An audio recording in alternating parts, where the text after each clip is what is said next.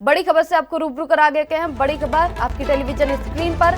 मशहूर उद्योगपति रतन टाटा का निधन। आपको बता दें, मुंबई के ब्रीच कैंडी अस्पताल में उन्होंने अंतिम सांस ली है। बड़ी जानकारी बता रहे हैं आपको, जहां 86 साल की उम्र में रतन टाटा ने अंतिम सांस ली। लंबे समय से बीमार चल रहे थे रतन टाटा। आपको बता दें, उनका निधन हो चुका है। राजकीय सम्मान के साथ उनका अंतिम संस्कार होगा। बड़ी जानकारी बता रहे हैं आपको, जहां पर मुंबई में आज सभी सरकारी कार्यक्रमों को भी रद्द कर दिया गया है। महाराष्ट्र झारखंड सरकार ने एक दिन के राजकीय शोक का ऐलान किया है। ये बड़ी जानकारी बता रहे हैं आपको, जहां पर मशहूर उद्योगपति रतन टाटा का निधन हो गया। मुंबई के ब्रीच कैंडी अस्पताल में उन्होंने अंतिम सांस ली है। 86 साल की उम्र में उन्होंने दुनिया को अलविदा कह दिया। रतन टाटा ने अंतिम सांस ली है। बता दें आपको, काफी लंबे समय से बीमार चल रहे थे रतन टाटा, तो वहीं राजकीय सम्मान के साथ उनका अब अंतिम संस्कार होगा। मुंबई में आज सभी सरकारी कार्यक्रमों को इसी दौरान रद्द कर दिया गया है। तो वहीं महाराष्ट्र और झारखंड सरकार ने एक दिन के राजकीय शोक का भी ऐलान किया है। मशहूर उद्योगपति रतन टाटा का निधन हो गया। उन्होंने दुनिया को 86 साल की उम्र में अलविदा कहा है। इसको लेकर महाराष्ट्र सरकार की तरफ से सभी कार्यक्रमों को रद्द कर दिया गया है। सभी सरकारी कार्यक्रम अब नहीं होंगे। तो वहीं कई जगहों पर एक दिन का राजकीय शोक भी जाहिर किया गया है।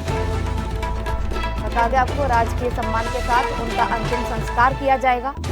रतन टाटा का अंतिम संस्कार किया जाएगा। तो वहीं पर मुंबई में आज सभी सरकारी कार्यक्रम भी रद्द रहेंगे। महाराष्ट्र और झारखंड सरकार ने एक दिन के राजकीय शोक का ऐलान किया है। इसी खबर पर हमारे साथ जुड़ चुके हैं हमारे सहयोगी आनंद प्रकाश मिश्रा।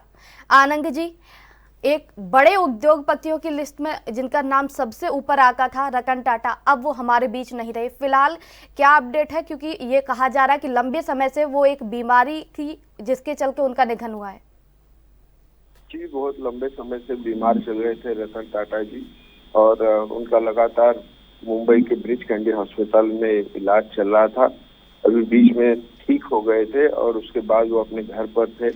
फिर से उन्हें ब्रीच कैंडी में पिछले 3 दिन पहले एडमिट किया गया, और 2 दिन पहले किसी ने ट्वीट कर दिया था कि रतन टाटा जी की तबीयत बहुत अस्वस्थ है।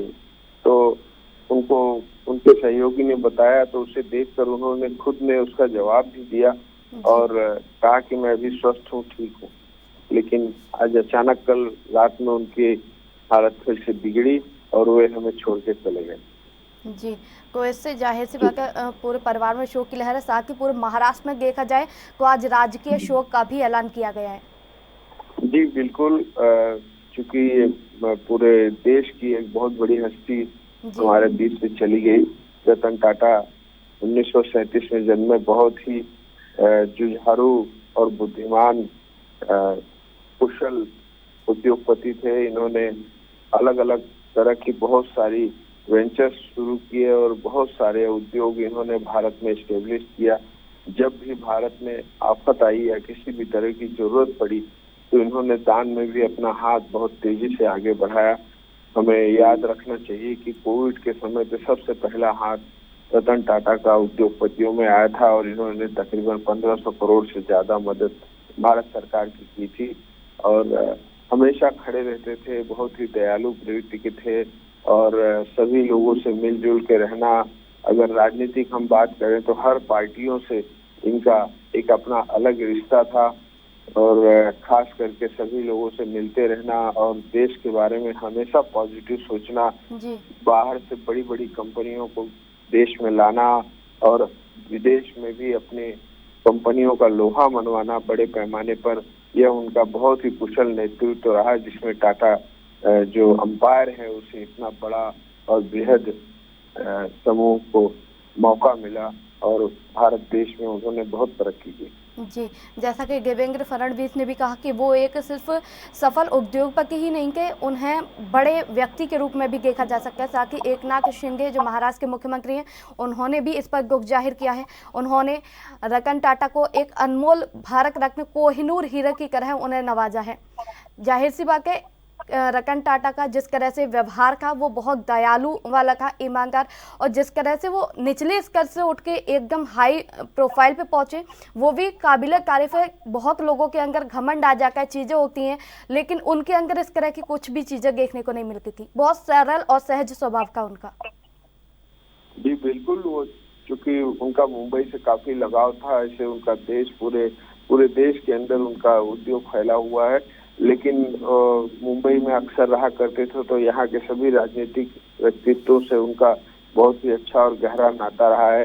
अभी जब मुख्यमंत्री बने थे एकनाथ शिंदे जी तो उनसे मिलने गए थे, देवेंद्र फडणवीस जी भी हमेशा मिलने जाते रहे और बहुत ही अच्छा रिश्ता था। इसलिए सभी के मन में बहुत ही ज्यादा दुख है और सभी अपना दुख अपने अपने तरीके से बता रहे हैं।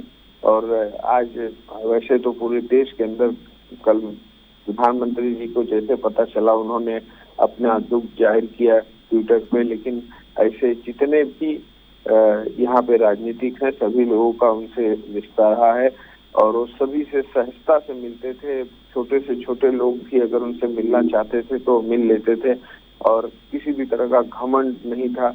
इसलिए वो अपने आप में लोगों के बीच में एक शोक की लहर है और सभी को दुख है, दर्द है उनके जाने का। जी, अंतिम संस्कार की अगर बात की जाए तो किस तरह से अंतिम संस्कार होगा, साथ ही कितने बजे का समय निर्धारित किया गया है?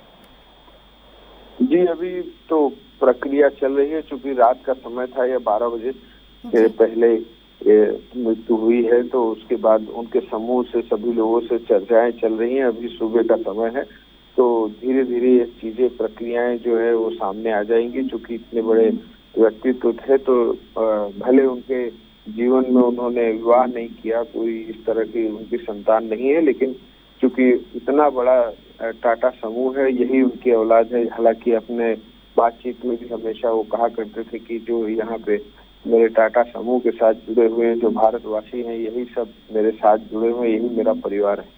तो निश्चित तौर पर अभी जल्द से जल्द ही उनका समय निश्चित किया जाएगा और उसके हिसाब से क्योंकि सभी लोग दूर दूर से आएंगे तो इसलिए उनकी अंतिम जो यात्रा है वो जल्द निकलेगी। जी आनंद जी, उनका शव भी उनके घर लाया जा चुका है, ये भी खबर है, और राजकीय सम्मान के साथ उनका अंतिम संस्कार किया जाएगा।